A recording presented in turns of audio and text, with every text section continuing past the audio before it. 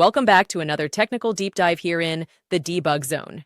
Today we're tackling a big question and breaking it down with insights from other users. Hopefully this clears up some misconceptions and helps you get the answer you need.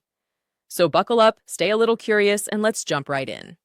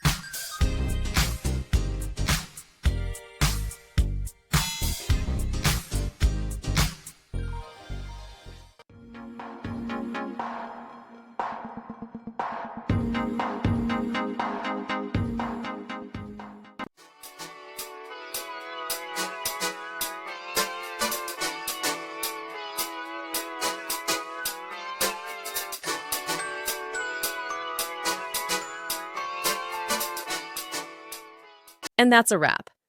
I hope you found the answer you were looking for. If you did, take a second to hit that subscribe button. It really helps out.